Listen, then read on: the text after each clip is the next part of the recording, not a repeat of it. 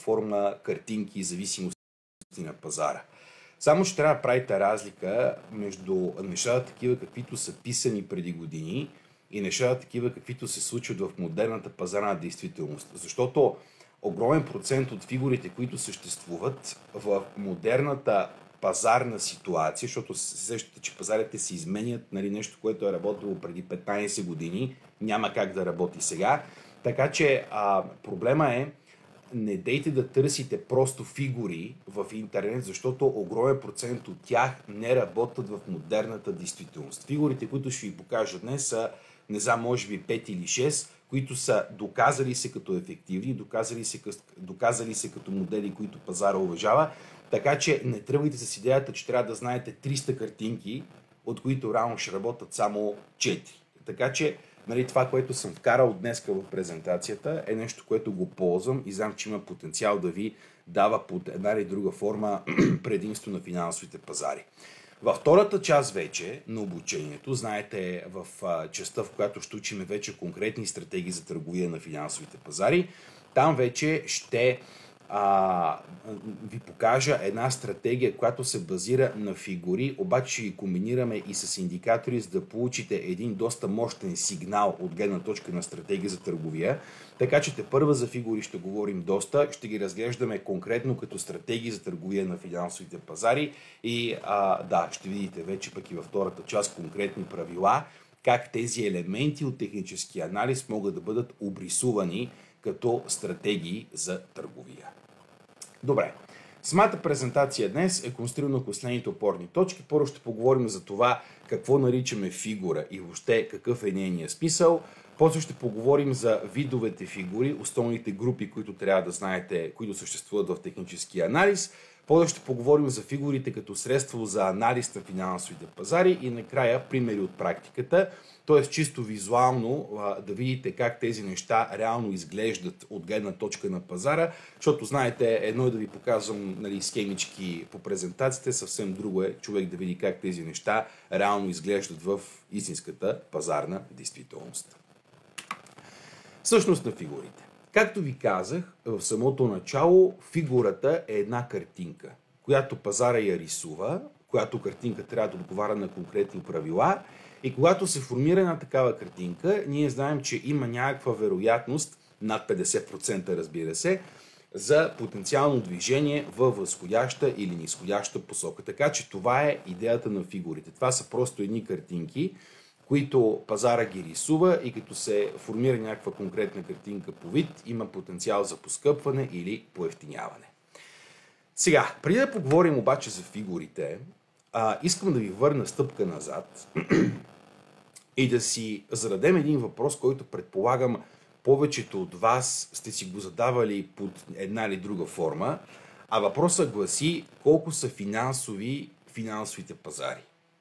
Въпрос, който аз дори бих си позволил да префразирам доста по-агресивно, а именно въобще финансови ли са финансовите пазари? И краткият отговор на този въпрос е не. Финансовите пазари не са задължени да бъдат на 100% финансови. Какво означава това? Това означава, че когато гледате пазара, не всяко едно движение, което се осъществява от гледна точка на потенциално поскъпване или потенциално поевтиняване, трябва задължително да бъде подхранено от някаква икономическа, финансова или геополитическа новина. Тоест, с други думи, това, което ви казваме, че не всяко едно движение, което виждате на графиката, трябва да бъде обяснено на база събитие, което става в света. Виждам, че има един коментар за фоновия шум и това е така, може би, защото микрофона ми е прекалено близко до лаптопа и може би вентилаторчето бучи, така че ще се опитам да го бутна повече към мен, към устата ми и да избегнем този фонов шум. Мисля, че сега би трябвало да не чувате толкова много вентилатора. Идеята на това, че финансовите пазари не са финансови е защото идеята е, че не всяко едно движение, което ви виждате на пазара, трябва да бъде подхранено от някаква икономическа или финансова предпоставка. Това обаче, като ви го кажа, е вероятно да не го разберете първия път, което е напълно окей. Затова сега ще ви дам конкретния пример. Представете си, че имаме един хедж фонд, който управлява 50 милиарда евро. Това са активите му под управление. И този хедж фонд на база субективни разбирания за финансовите пазари вижда, че цената достига някакво важно ниво на подкрепа. Фонда преснява, че това ниво на подкрепа ще оцелее, т.е. пазара няма да го пробие и на база това решава да купи в момента 10 милиарда евро спрямо долара. Т.е. какво се случва? Евро-долар пада, достига някакво ниво на подкрепа, фонда преснява, че ще има отблъскване от това ниво и решава да купат в момента по текуща пазарна цена 10 милиарда евро. Т.е. в момента те ще купат това количество. Само, че 10 милиарда евро, сами се сещате, че е колосално висок обем от гледна точка на търговията. И ако те в момента купат моментално с пазарна поръчка, на пазара ще дойде по-голямо търсене и цената веднага ще реагира. Цената ще се покачи рязко нагоре. И ако ние вече с вас, като трейдери на финансовите пазари, ако ние с вас погледнем примерно 5-минутната графика и видим, че имаме един доста голям 5-минутен възходящ бар и търсим да тръгнем причина, да търсим причина за това поскъпване. Примерно отваряме икономически сайтове, финансови сайтове, инвестинг, Bloomberg и така нататък. Причина за това поскъпване няма да намерим. Защо? Защото поскъпването е дошло от някакво субективно явление, което се случило на финансовите пазари, което обаче няма нищо общо с икономиката или финансите. И тия неща ги обяснявам и наблягам на тях толкова много, защото начинаещия в началото прави една много гадна грешка и тя е, че като си наблъска в главата, той си мисли, че като си наблъска в главата информация за какво става по света, дали да четете новини в реално време, едва ли не си обясните пазара на 100%, това не е така. Даже в такива ситуации по-скоро може да се случи анализис парализис, т.е. на български парализа на анализа. С други думи, човек си е наблъскал толкова много неща в главата, че от толкова много информация вече не знае какво да направи. Идеята не е да се стигне до това, така че не идеализирайте прекалено много информационния поток, който идва на пазарите. Понякога пазара прави точно обратното. Имате една супер добра новина, която излиза, да речем, за пазара, пазара пада. Така че не идеализирайте прекалено много нещата с финансовата и икономическата част, защото не е това ключа към успеха на финансовите пазари.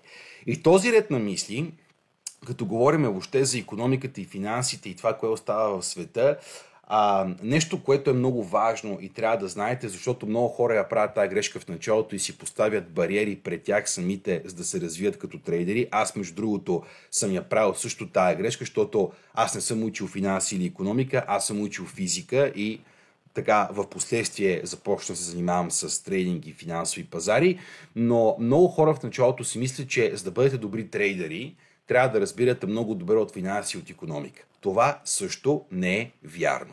За да бъдете добри трейдери, много повече това зависи от вашите личностни качества, отколкото от знанията, които имате за финансовите пазари. Тоест, много по-важно е дали въобще сте дисциплинирани. С други думи, най-малкото, което е дали си оправяте леглото всяка сутрин. Дали сте склонни да си преследвате целите или при най-малкото неудобство се отказвате от това да преследвате неща, които са по-големи от вас, т.е. с други думи да преследвате мечтите и целите си. Дали сте емоционално интелигентни, т.е. с други думи дали позволявате на емоциите ви да вземат превес от гледна точка на решенията, които взимате. Защото ако не сте емоционално интелигентни, т.е. взимате решения, които са много повече емоционални, а не толкова рационални, в тренинга ще ви бъде трудно. Ако обаче сте емоционално интелигентни, т.е. подхождате с разбиране на нещата, с логика към процеса, то тогава трейдинга ще го схванете много бързо. Така че това, което искам да ви кажа е, трейдинга то е умение, той не е знание. Много хора правят грешката да си мислят, че като знаят много неща за пазарите ще избият рибата от гледна точка на трейдинга. Това е нещо, което няма нищо общо с реалността, така че трейдинга, той зависи много повече от вашите личностни качества, т.е. какви сте вие като хора, дисциплинирани, емоционално интелигентни, отдадени от гледна точка на един процес, а не толкова за това какво знаете. Аз мога да ви кажа, че да, при живота съм срещал много успешни трейдери, но един от най-успешните хора, които познавам, той ми беше казал: аз на финансовите пазари търгувам едно единствено нещо. Тоест един единствен сетап. Тоест, разбирате го, представете си една единствена фигура, която става на финансовите пазари. Това е човек, който изкарал милиони от търговия.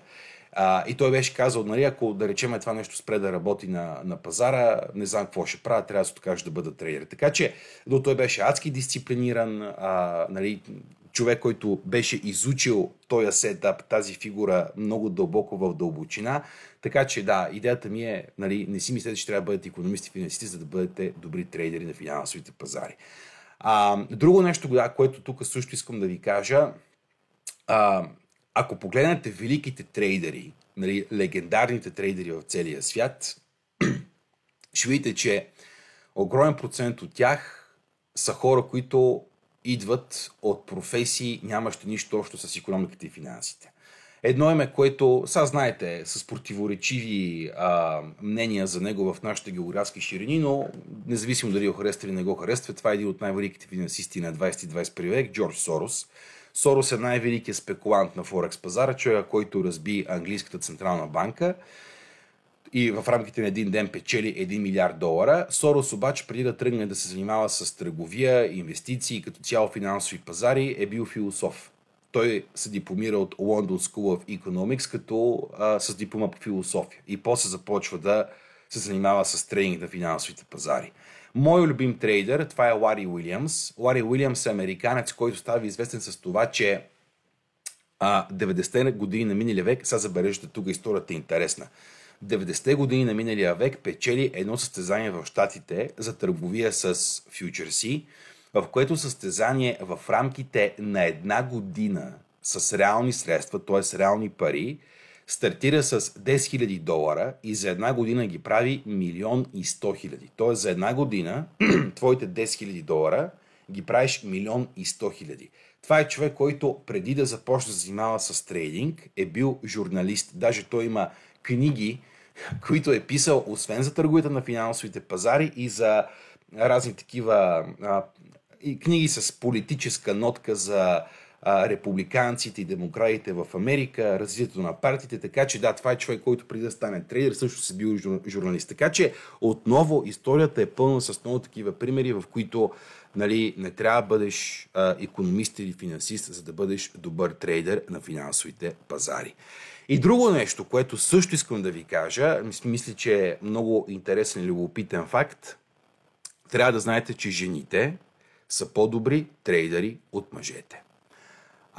Това е мъжка професия. Нали, сещате се, че от 100 трейдера 90 ще бъдат мъже, 10 ще бъдат жени, обаче жените схващат по-добре нещата и жените схващат по-добре тренинга. Правени са проучвания в Америка и това има доказателства за това нещо и ще ви кажа, че и аз съм го забелязал от гледна точка на работата в индивидуалните менторинги с хората. Защото като работиш, да речем, с една жена, и кажеш, стратегията е това и трябва да правиш това и това, тя ти казва добре и прави това, което си казал. Едно към едно, без допълнителни разсейвания. Доколкото като работиш с един мъж и му кажеш, трябва да правиш това и това, той ти казва добре, ама мога ли да правя и това?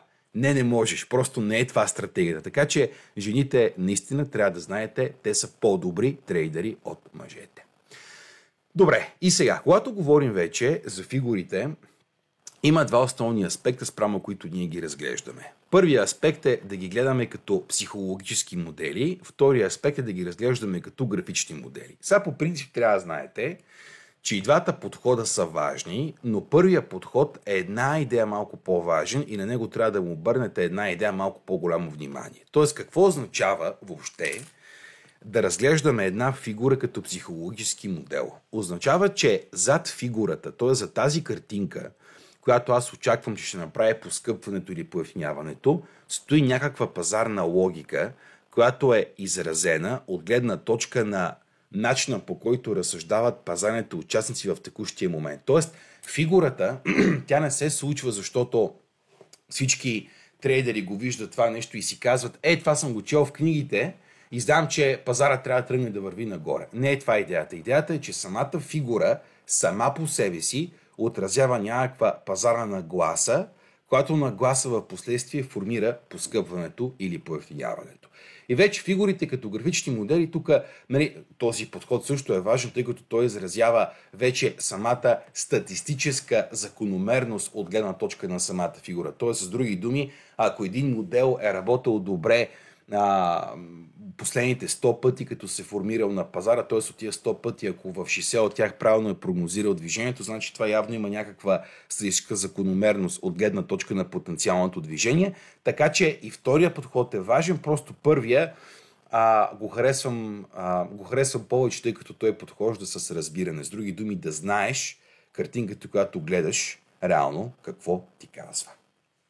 Добре. И сега, в технически анализ имаме два основни вида фигури. Това си го запишете. Тренд обръщащи и тренд потвърждаващи. Търпението, да, Пламенка, търпението също е изключително хубав добродетел, който в трейдинга се отплаща. Ако сте търпеливи, умеете да чакате, ще ви се случат много добре нещата на финансовите пазари. Фигурите се делят на две големи групи, тренд обръщащи и тренд потвърждаващи. Целта на една тренд обръщаща фигура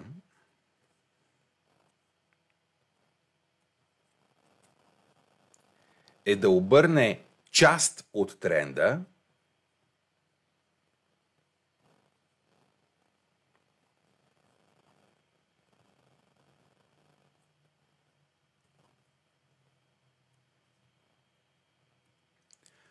а целта на една тренд потвърждаваща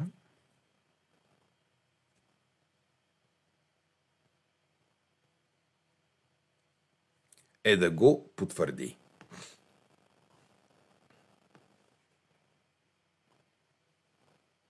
Или по-скоро да потвърди част от него, защото тук не говорим за генерални обръщания или потвърждавания, а за частично потвърждаване и обръщане от гледна точка на параметъра на фигурата.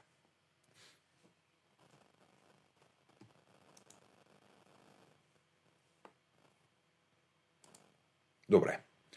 Сега, в тренд потвърждаващи фигури, първо с тях започваме, с тренд потвърждаващите. Триъгълника е най-популярната тренд потвърждаваща фигура. Защо се казва триъгълник? Да почнем от там, защото като начертаете подкрепата, т.е. съпротивата отгоре и подкрепата отдолу, картинката, която се получава, прилича на триъгълник. Виждате как изглежда това нещо. Само че, за да кажем, че едно нещо, което гледаме е триъгълник, то, освен че трябва да прилича на триъгълник, трябва да отговаря и на един много важен критерий. И това сега си го запишете. Триъгълника задължително в себе си трябва да има трябва да има 5 вълни.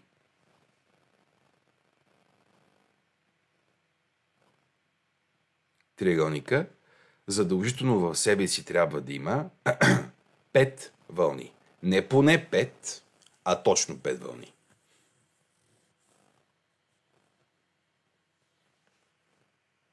Така. И сега как правиме броенето на вълната? Първата вълна ви се явява първата корекция на импулса. Тоест, имам първа вълна, втора вълна, трета вълна, четвърта вълна, пета вълна. Вътре в самия триъгълник имам точно 5 вълни. Вече шестата вълна, тя трябва да направи пробива. И в момента на пробива, това е момента, в който ние трябва да влезем в сделката. С стоп последния локален минимум, ето тук, и take profit височината или основата, след тая как ще го наречете, наложена един път нагоре след момента на пробива. Тоест, това ще го повторя пак, защото знаете, повторението е майка на знанието. Значи казахме, триъгълника трябва да прилича на триъгълник и в себе си трябва да има задължително 5 вълни, като първата вълна се явява първата корекция на импулс. Имам първа вълна, втора вълна, трета вълна, четвърта вълна, пета вълна. А вътре в триъгълника имам 5 вълни. Вече шестата вълна тя трябва да направи пробива, тя излиза с други думи от триъгълника и това е момент, в който ние трябва да влезем в сделката с стоп тука и take profit височината, наложена един път нагоре. Това е начина, по който търгуваме триъгълника. И той има три разновидности. Това е равнобедрение, защото виждате, че наклона на подкрепата и съпротивата е един и същ. Това е нисходящия триъгълник, тъй като той върви надолу, а пък това е възходящия триъгълник, при който минимумите върват в възходяща посока. Добре, ето ви сега тук пример за триъгълник, да видите как реално изглежда на пазара. Така. Имам първа вълна, втора вълна, трета, четвърта, пета. Вече шестата, тя трябва да направи пробива ето тук в нивото. Това е момент, в който ние влизаме. Стопа ми идва на локалния минимум ето тук и take profit-а, взимате височината и я налагате един път нагоре. Това е начинът, по който чертаем триъгълника. Ето тук пак може да видите какво се случва на пазара. Имам първи минимум, втори, трети, четвърти, т.е. не минимума вълна, пета вълна. Шестата вълна вече тя трябва да направи пробива тук на нивото. Това е момента, в който аз влизам в сделката с стоп тук отдолу и take profit височината, наложена ето така един път нагоре. Добре. Сега, вимпел. Тук си запишете. Вимпела е триъгълновидна фигура. Ако не направи пробив, значи фигурата не влиза в ход. Фигурата се търгува, т.е. момента, при който се катализира сделката е в момента на пробива. Ако няма пробив, значи фигурата не се е осъществила.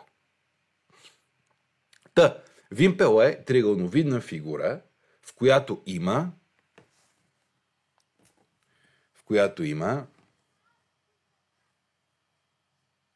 три вълни.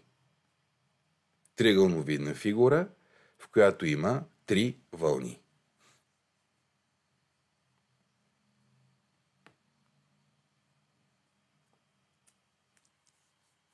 Тоест, каква е сега тук идеята? Ако гледате нещо, в което ви прилича на триъгълник, обаче в себе си има 3, а не 5 вълни, значи гледате вимпел. Защо е важно да се прави разликата между двете фигури? Защото триъгълника, това, което говорихме преди малко, се среща много рядко, но в същото време успеваемостта му е супер висока, докато при вимпела той се среща много често, обаче успеваемостта му е доста ниска. Така че, затова е важно да знаете, като гледате една картинка, която ви прилича на триъгълник, каква е. Дали е триъгълник или е вимпел, тъй като това има отношение от гледна точка на колко често ще се случва това нещо на пазара и каква респективно ще бъде успеваемостта. И ето ви тук може да видите вимпела. Как изглежда той. Имаме първа, втора, трета. Вътре имам три вълни и вече четвъртата тя трябва да направи пробива на нивото. Това е момента, в който ние влизаме с стоп ето тук горе и take profit 1:1. Добре. Окей. Продължаваме нататък. Тренд обръщащи фигури. В техническия анализ, може би, най-популярната тренд обръщаща фигура, това е така наречената глава и рамене. Главата и рамене се казва глава и рамене, защото се прави аналогия, като видите как изглежда самата картинка, че това тук ми е първото рамо, това е главата, това е второто рамо. Тоест прави се аналогия, че това е глава и от двете страни има две рамена. Сега какво е направил пазара, докато е формирал главата и рамене? Имали сме в началото един импулс, който връща корекция. До тук всичко е точно, всичко е в рамките на нормата. После пак пазара прави импулс нагоре, който, сега забележете, връща корекция, обаче тази корекция е много дълбока. Много е дълбока тази корекция, което е голям проблем.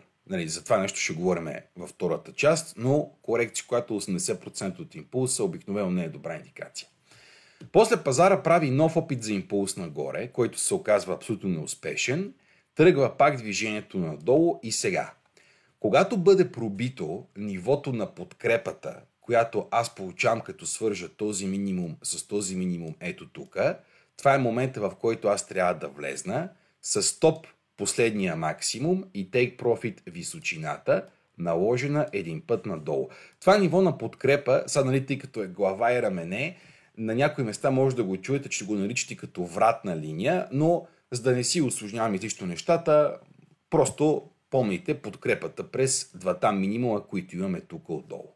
Това ще го повториме пак, за да може да го упражним. Значи, какво е направил пазара? Имали сме импулс, който връща корекция. До тук всичко е нормално.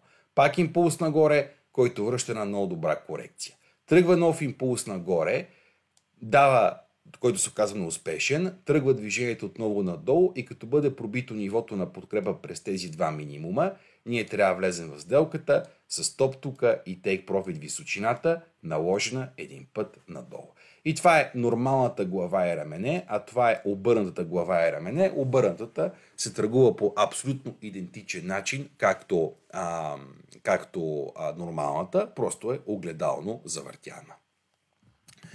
Добре, продължаваме нататък. Ето ви тук пример за глава и рамене, може да видите.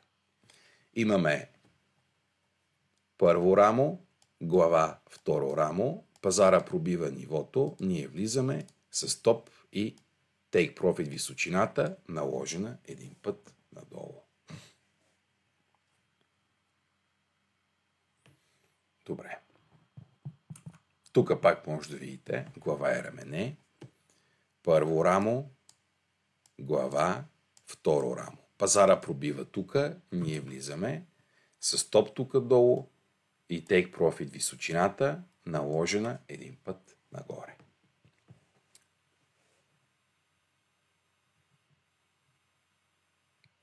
Добре. Окей. Кажете ми сега, това тук, което виждате, глава и рамене ли е?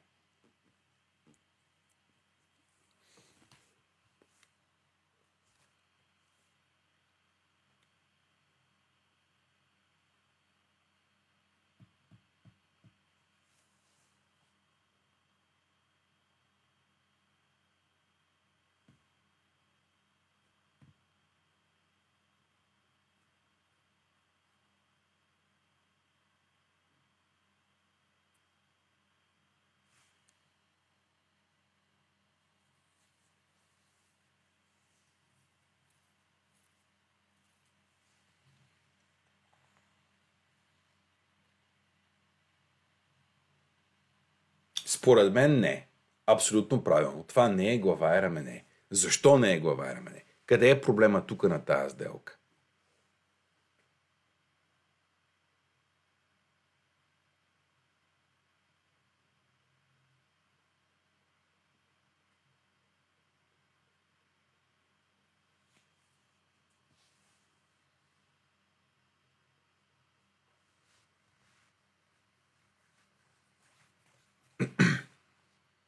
Защо това не е глава и рамене? Силвия Трифонова липсва второ рамо. Точно така и с други думи, кога това ще стане глава и рамене? Кога казахме, че се катализира момента, в който ние трябва да влезем в сделката?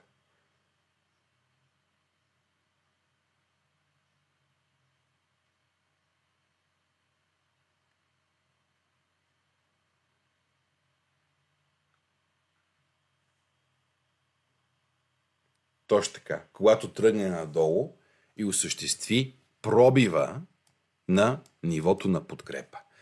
Пробива тук е много важен. Значи, при фигурите това се бърка много и трябва да знаете, че фигурата, за да влезе в ход, т.е. за да има смисъл тя да бъде търгувана и да се случи като фигура, трябва да дойде пробива на нивото. Няма ли пробив на нивото, колкото и красиво да ви изглежда това нещо, колкото и хубаво да е, значи сделката не е влезнала в ход. При фигурата, дебело подчертавам, независимо каква фигура ще търгувате, е много важно да се осъществи пробива на нивото на подкрепа или съпротива. Добре, окей. И двоен връх, двойно дъно. Това са най-простите и най-често срещаните тренд обръщащи фигури на финансовите пазари. Като двойния връх какво представлява? Това са два върха, които са близко един до друг или са почти еднакви. И тогава, когато пазара тръгне да върви надолу и пробие междинното ниво ето тук, ние трябва да влезем в сделката с стоп последния максимум и take profit 1:1. Двойното дъно се търгува по идентичен начин. Когато цената успее да пробие нивото на междинния минимум между двете дъна, ние трябва да влезем в сделката с стоп тук и take profit това, наложено един път нагоре. За двоен връх и двойно дъно ще говорим много във втората част, тъй като тези две фигури по принцип, като ги гледате двете, сама по себе си успеваемостта им е доста ниска, обаче се случва доста често. И тук проблема на трейдера, който се появява е добре, това се случва примерно всеки ден по 2-3 пъти. Тоест това са много сделки. Обаче успеваемостта им е много ниска, т.е. 52-3%, не е кой знае колко високо. Как да решат този проблем? Т.е. как да направя двойния връх, така че да работи с доста по-висока успеваемост и да се възползвам от тези сделки, които стават всеки ден. Как го правите това нещо? Т.е. как филтрирате двойния връх и двойното дъно, така че да имат наистина висока успеваемост? Това ще бъде една от стратегиите, които ще учиме с вас в втората част. Добре. Окей. И ето тук може да видите пример за перфектен двоен връх. Виждате двете връхчета. Първи, втори. Пазара пробива тук. Стопът тук горе. Take profit 1:1. Добре. Ето тук пак може да видите сега обратното. Двойно дъно. Пазара пробива ето тук, ние влизаме в сделката с стоп тук долу и take profit 1:1. Добре. И сега, помните ли, когато ви обяснявах как да работите с платформата MetaTrader, това беше втората лекция, и показвах как се поставят нива на стопове и take profit и ви казах, че като влезете веднъж в сделка, сложите стоп и take profit, повече по тази сделка не трябва да пипате. Тоест не е хубаво да местите стопове и take profit и да затваряте сделките междинно.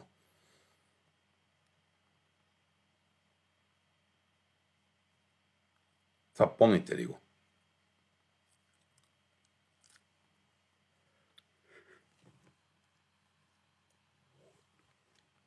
Да, добре. Сега ще ви покажа вече практически защо това е така. Сега гледайте тук тази ситуация. Имаме двойно дъно. Ето така. И какво се случва? Цената пробива ето тук в тази точка нивото, т.е. аз трябва да влезна тук с покупка, с стоп тук долу и take profit 1:1. Обаче гледайте внимателно какво прави цената. Директно след пробива тя тръгва да върви нагоре, след което пада и минава под нивото, на което аз съм влезнал. Тоест в момента, в който аз съм под това ниво, моята сделка вече е на минус, т.е. е на загуба. И ако в този момент се подам на емоцията и си кажа, така и така, тази сделка тук тръгне да отива на загуба, давай да я затварям, вижте какво ще направите. Вие ще приберете губеща сделка, реализирате губеща сделка, обаче вижте в последствие какво се случва. Пазара качва и ще ви удари нивото на take profit. Тоест, ако не сте пипали сделката, вашия първоначален стоп ще оцелее, няма да бъде достигнат и в крайна сметка ще приберете печала. Обаче, ако тук в този момент човек се подаде на емоциите и си каже, така и така пазара тръгва да върви срещу мен, давай да затварям, вие прибирате загуба. Тоест, вие реализирате губеща сделка. Ако обаче си оставил нещата такива, каквито са да се развият от гледна точка на естествения им ход, вие сте щели да си приберете генералния take profit. Ето за това, като търгувате на пазара и следвате стратегии за търговия, конкретни стратегии, които ви казват кога влизаш, къде слагаш стоп, къде слагаш take profit, пипането на сделката междинно води до неблагоприятен резултат. Добре, окей. И тук ми кажете това според вас двоен връх е. Ами да добавяме към позиция, пак всичко зависи от това, което ви казва стратегията.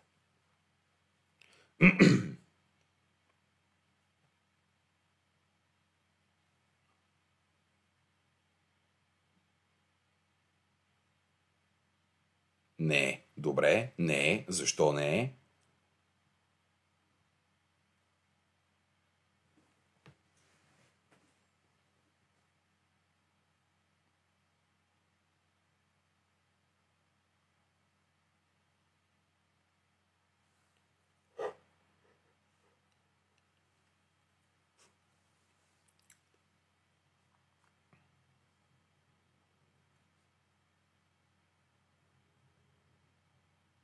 Точно така. Нямаме пробив. Тоест, докато пазара не пробие ето това ниво тук, значи това, което гледаме, реално не е двоен връх. Добре, супер. Това е темата за днес. Благодаря ви за вниманието. И сега имате ли въпроси? Нещо да попитате?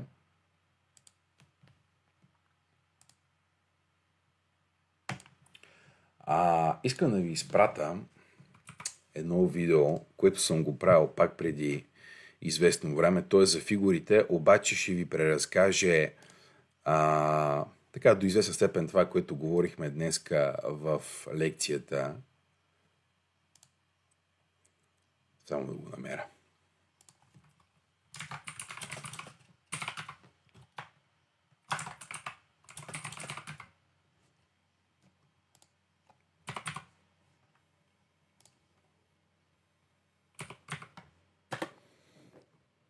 Ето това да, кои са най-важните фигури в техническия анализ. Изпращам ви го в чата, направо може да си го гледате, като приключиме. Днеска пак казвам, то преразказва важните неща от днешната лекция, тъй че да, вижте го. Така, кога е редно стоп лоса да се премести на break-even, когато сме на половината път до take profit? Не. Break-even е много лоша практика в трейдинга. Break-even не е нещо, което е правилно. Брейк-ивана задушава сделката, т.е. ни давате мегдан на къде да се развие, така че не слагайте брейк-ивани. В смисъл, това е нещо, което убива една работеща стратегия в дългосрочен план.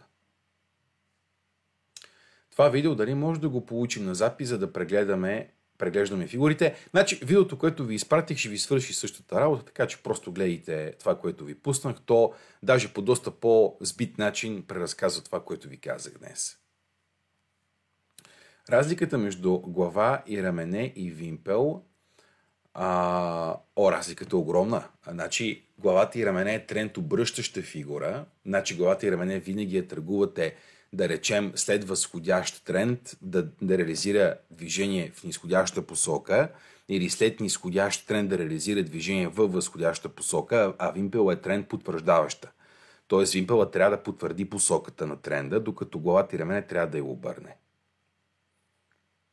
При консолидация вимпела ли се проявява? Не. Значи, по принцип, при фигурите, то самото име подсказва, една фигура, за да има смисъл да бъде търгувана, тя трябва да бъде търгувана в тренд. Защото имате тренд потвърждаващи и тренд обръщащи. Една от големите грешки, които хората правят при търговия с фигури, е, че ги търгуват в консолидации и се чудят, що не работят. Фигурата в консолидация не се използва, защото в консолидацията нямате посока. Тоест там няма какво да бъде потвърдено или да бъде обърнато, така че фигурите имат смисъл да бъдат търгувани само когато на пазара имате ясно изразен тренд.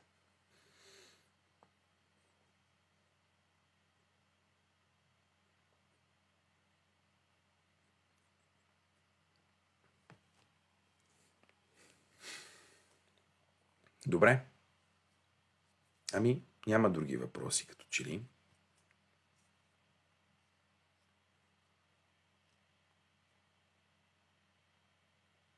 Добре, хубаво. Това е за днес. Знаете, ако имате нещо допълнително, като въпросчета, имате ми имейла, ще ми пишете. Опашките включват ли се в фигурите? Да, абсолютно. Опашките се включват навсякъде в техническия анализ.